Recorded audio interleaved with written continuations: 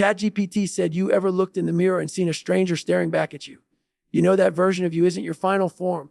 But every damn day you choose comfort over greatness. I'm not here to make you feel good. I'm here to make you face that savage truth, because deep down, there are 10 things you need to sharpen every single day. And if you're not doing it, then don't cry when life eats you alive. Number one, your mind. That's your battlefield. You don't train it, you lose the war before it even begins. Feed it discipline, feed it discomfort, feed it the truth. Every day you've got to callous your mind. Get out there and earn your peace through suffering. When it's raining, when it's cold, when it's lonely, that's when you grow. Stay in that place longer than your excuses can survive. Next, your body. This ain't about six-pack abs or vanity. It's about building a weapon. Your body is your machine. You don't maintain it, it breaks down. Get your ass up and move. Run, lift, sweat, suffer. If you're breathing, you're capable. Stop negotiating with pain and start dominating it. 3, your discipline. That's your backbone. You either run the day or the day runs you into the dirt. Discipline is the bridge between wanting and having. You say you want to change, then stop hitting snooze. Stop skipping reps. Stop waiting for motivation. It's a no-show. Do the work regardless. Number, focus. In a world full of noise, focus is a damn superpower.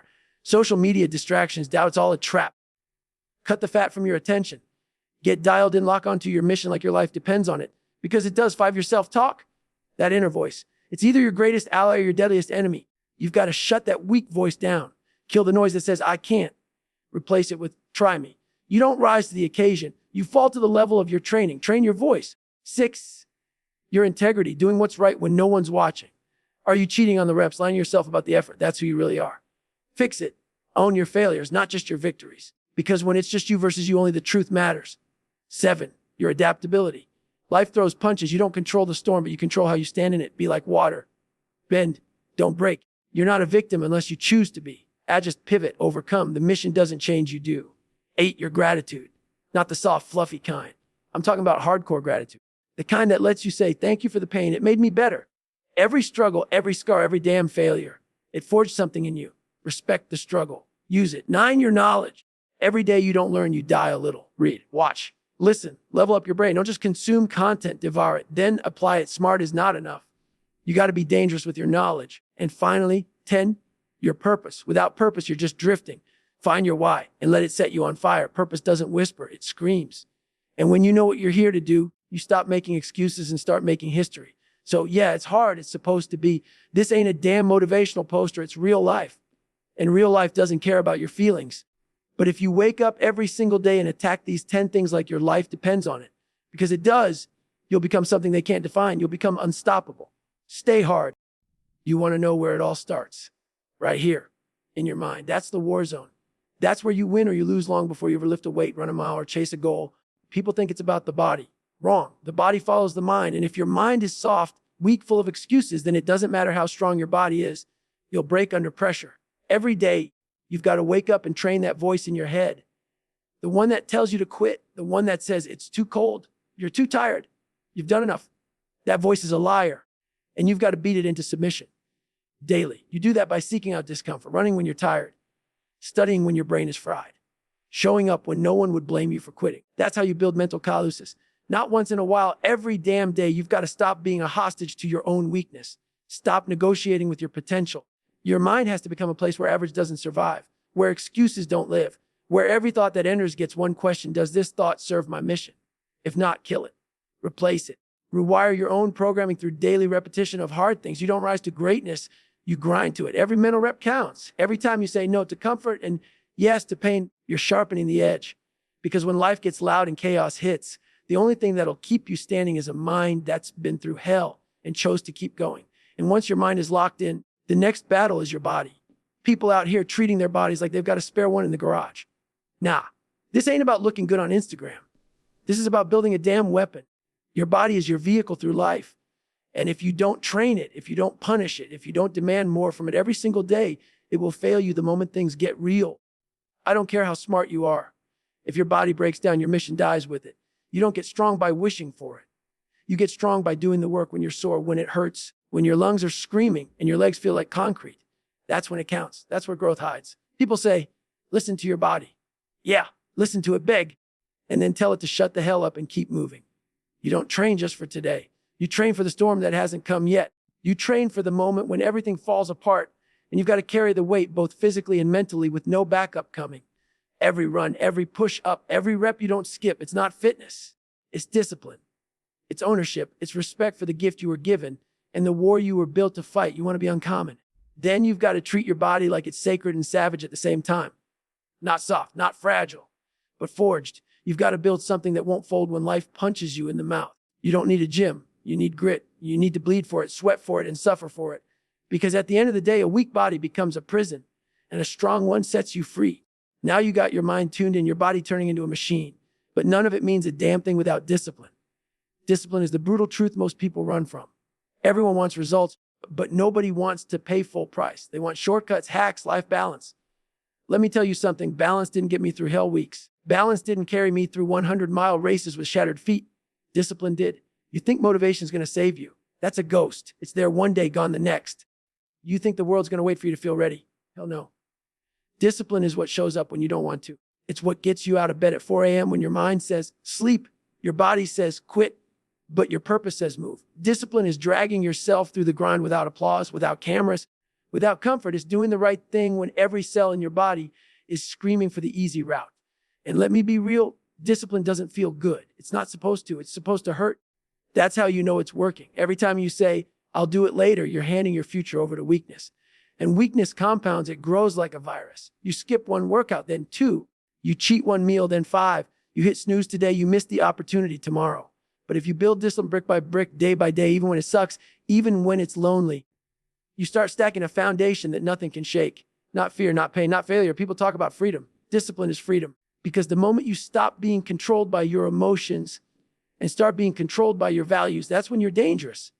That's when you own your life, not rent it. And once you've locked in the discipline, you've got to learn to control your focus like a sniper locking on a target. Focus is a lost art in this soft-ass world. Everyone's distracted, scrolling, tapping, swiping, feeding off dopamine like it's fuel. You can't build anything real when your mind is bouncing around like a damn pinball. Greatness requires obsession, and obsession requires focus. You think Navy SEALs make it through Hell Week because they're just tough. No, they're locked in, dialed into the mission. There's no plan B, no exit, no safety net. Just one objective, finish. When I train, when I suffer, when I go to war with myself, I'm not thinking about what's trending. I'm not checking my phone every 10 seconds for validation. I'm locked in. Tunnel vision. Because when you're chasing something that actually matters, distractions are poison. You've got to learn to protect your mind like your life depends on it. Because it does. Every second you waste scrolling past someone else's highlight reel is a second stolen from your own progress. You're not here to be a spectator in someone else's life. You're here to dominate yours. Focus isn't sexy. It's not glamorous. It's isolating. It means saying no to things that feel good so you can say yes to what's necessary. It means sitting in silence while the world screams for your attention.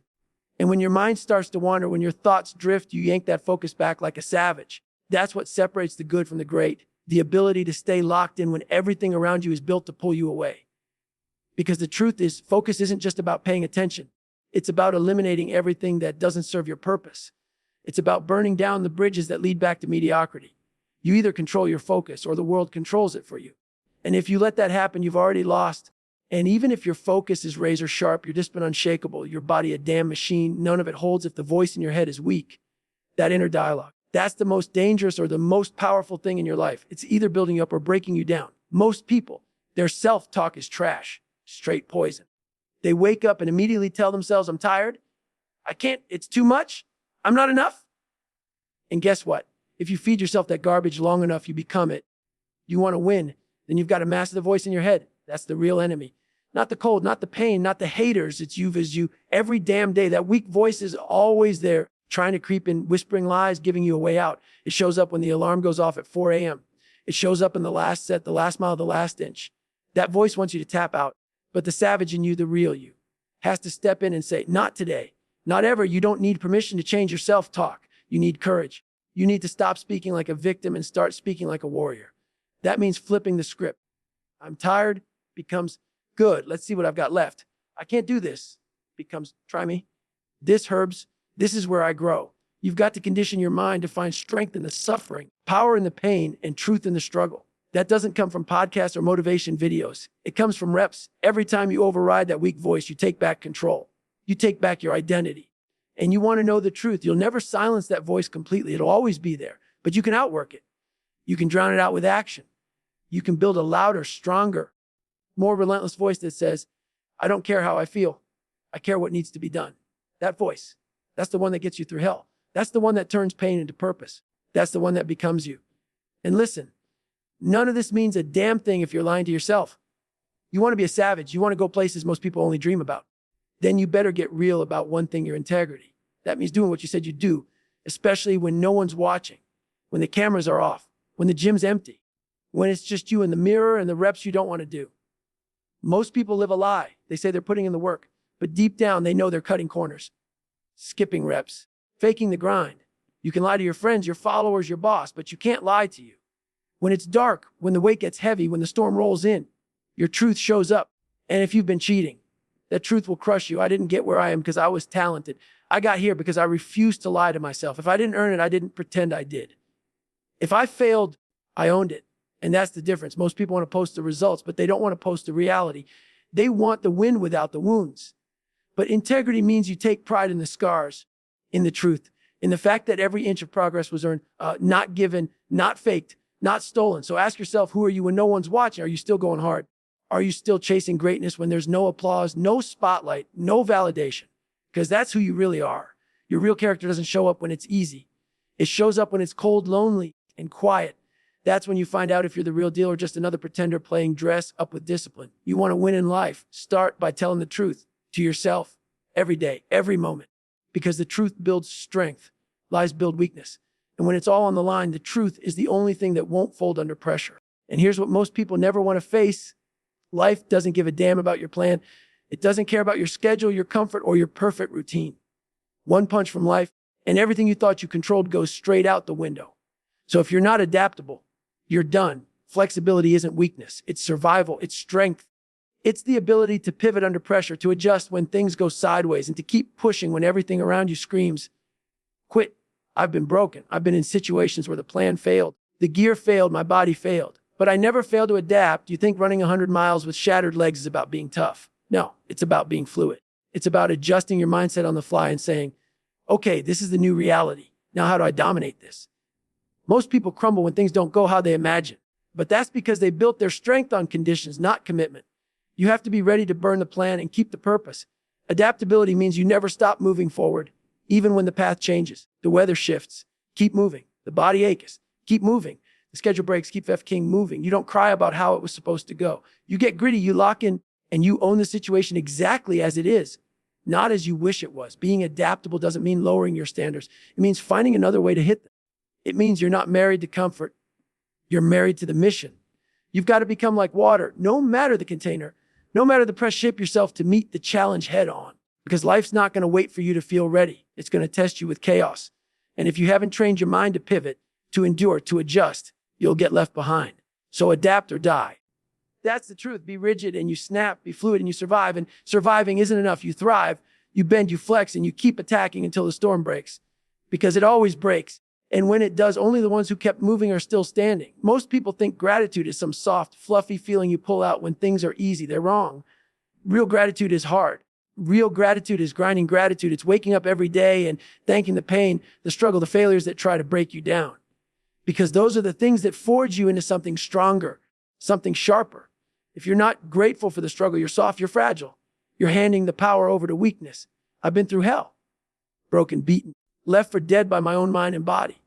But every time I hit the floor, I found something to be grateful for, the lesson in the pain, the growth in the suffering, the fire it lit inside me. When you start thanking the struggle, you change the game. You stop seeing obstacles as enemies and start seeing them as tools. Tools that build your will, your character, your resilience. That's how you build a savage mindset. Gratitude isn't about pretending everything is perfect. It's about looking the worst things in the eye and saying, thank you for making me stronger. Every setback, every scar, every failure. That's your blueprint for greatness. Stop running from it. Embrace it. Own it. Be grateful that you're alive to fight another day because most people don't get that chance. You want to be uncommon. Then be the person who smiles when the world tries to break them. Be the person who leans into pain and says, this is mine. That's gratitude on a whole other level. It's not a feeling. It's a weapon. Use it. Let it fuel your grind because when you're grateful for the struggle, no storm can stop you. No pain can hold you back. You're untouchable. You're unstoppable. You want to talk about power? Real power comes from knowledge, but not the kind you get by scrolling through headlines or watching the latest viral video. I'm talking about real, hard-earned knowledge, the kind that sharpens your mind and prepares you to face the brutal truth of life head on. If your brain's weak, if you're lazy about learning, you're just another zombie wandering through the grind. But if you're hungry to learn, hungry to grow, hungry to soak up every lesson life throws at you, that's where transformation starts. Most people think knowledge is just for the classroom or some fancy degree. Wrong. Knowledge is survival. It's the difference between getting crushed or getting up, between breaking down or breaking through. And it's not enough to just consume information. You've got to apply it. Reading a book won't make you tougher if you don't take that shit off the page and put it into action. Knowledge turns into power only when it moves your ass forward. You've got to attack learning like you attack a workout with the same relentless intensity. Study your weaknesses, learn from your failures. Read about those who've been where you want to go and dissect how they made it happen. Then take those lessons, twist them into your daily routine, and use them to crush the obstacles in your path. Knowledge is the fuel for your mind and the blueprint for your grind. You want to get better, get smarter, get hungry. Stop being satisfied with what you already know. Because the moment you stop learning, you start dying. Your mind gets soft, your edge dulls. But if you commit to the grind of growth, if you never stop absorbing, never stop applying, you become a force the world can't ignore. Knowledge isn't just power, it's your weapon. Wield it without mercy. At the end of the day, none of this means a damn thing if you don't have a purpose that burns so hot it won't let you quit. Purpose is the fire that fuels every early morning, every grueling workout, every moment you want to throw in the towel and call it done. Without purpose, you're just drifting. Ship lost at sea, waiting to be swallowed by the waves of distraction and doubt. But with purpose, with a mission that's bigger than yourself, you become unstoppable. Purpose isn't something you find by accident. You have to dig for it, scratch through the noise, the pain, the bullshit. You have to stare down your fears, your failures, your excuses until you find that one reason that makes you get up when every part of your body begs you to stay down. That's your why. And once you find it, hold on to it like your life depends on it, because it does. I've been through hell and back, and what kept me going wasn't talent, wasn't motivation, it was purpose. The kind of purpose that tells you to keep moving even when your mind screams quit, when your body is broken, when nobody else believes in you. Purpose is relentless. Purpose doesn't negotiate. Purpose drives you to run harder, push longer, fight fiercer than you ever thought possible. When your purpose is clear, pain becomes fuel. Fatigue becomes a test. Failure becomes a lesson. You don't need permission to chase greatness. You don't need a crowd cheering you on. You only need that burning fire inside you. A purpose so strong it demands everything you've got and then some. That's the difference between those who settle for average and those who carve their names into history. So don't wait for purpose to find you. Hunt it down. Chase it with everything you have, because when your purpose owns you, nothing in this world can stop you. You become a savage with a mission, a warrior with a cause. And that, my friend, is how legends are made.